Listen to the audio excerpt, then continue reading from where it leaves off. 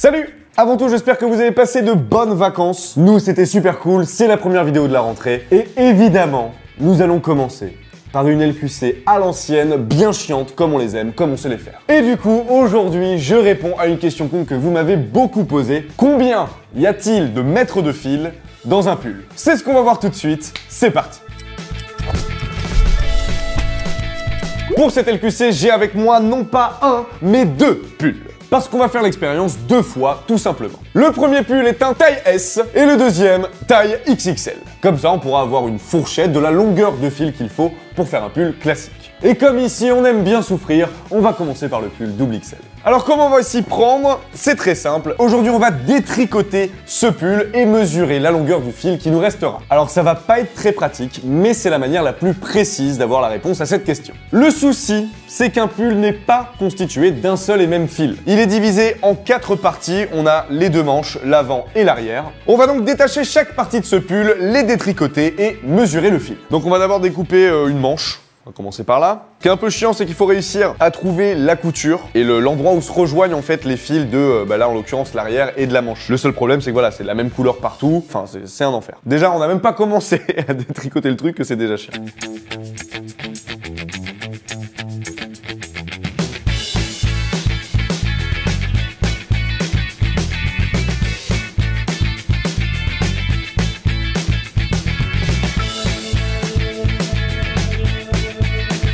Voilà, hein.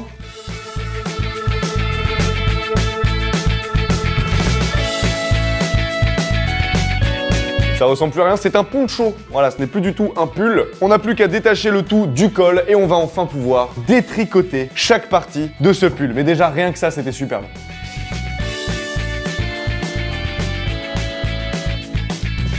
On détricote donc la première manche. Et Joe, il est là en fait pour me faire une espèce de petite pelote de laine autour du rouleau de sopalin. Merci mec. Ah putain, ça y est, ça part en couille. Mais en fait, ils sont emmêlés les uns dans les autres. Parce qu'il y en a un qui doit être devant l'autre. Ah! C'est n'importe quoi. C'est trop dur, c'est trop dur. On est à 3 pour... Pour un putain de pull en laine. Ok.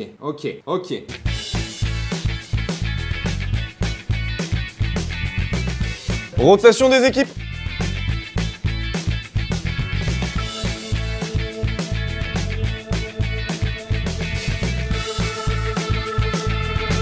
Oui, putain, oui, on en voit le bout. Voilà. Wouhou. Oh, putain. Une manche, quoi. Ouais, c'est incroyable. Ça, il y a toute une manche là-dedans. Donc maintenant, on détricote le reste du pull. Bon, c'est tout, quoi.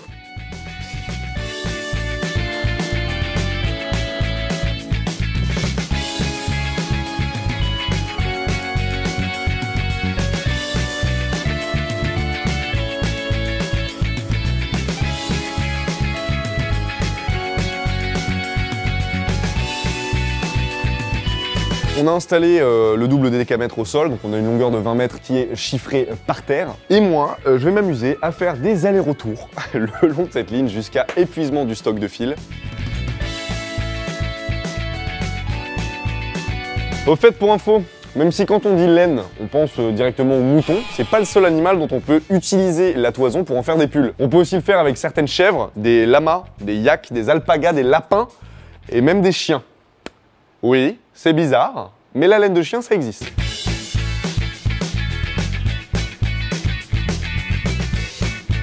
Bon, nous avons terminé le détricotage et la mesure du premier pull, le double XL, qui ne ressemble plus du tout à un pull d'ailleurs, c'est ce que vous avez devant vous. Et ce fut bien long. On n'est pas au bout de nos peines parce qu'il nous reste encore un deuxième pull à détricoter et à mesurer. Mais ça, on va le faire au jour 2. Bon, techniquement, ça devrait être plus rapide que le pull double XL, car dans un pull S, évidemment, tu as moins de tissu. D'ailleurs, cette vidéo est en partenariat avec la Fibre du Tri. L'idée, c'est de recycler vos vêtements. Ceux qui sont en bon état seront réutilisés et auront une deuxième vie. Et pour les autres, comme par exemple les pulls qu'on est en train de détricoter aujourd'hui, ils seront recyclés. Et la fibre servira à faire de l'isolant, du rembourrage de coussins ou même des nouveaux vêtements. Ce système marche avec tous les textiles et même vos vieilles chaussures. Voilà, ça permet d'être plus responsable, de moins polluer et surtout il suffit juste de déposer ce dont vous ne voulez plus dans un point de collecte. Vous retrouverez tout ça et bien plus d'infos sur lafibredutri.fr. Et évidemment, tous les liens sont en description. Bon, bah c'est parti.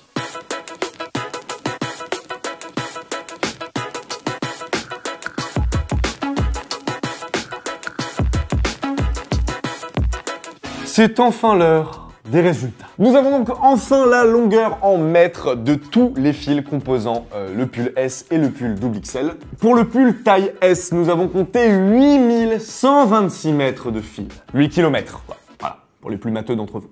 Et pour ce qui est du pull XXL, nous avons compté 10 234 mètres de fil. Rien qu'à dire ce chiffre, j'ai envie de mourir. Et en termes de temps, nous étions 4, et cela nous a pris 2 jours.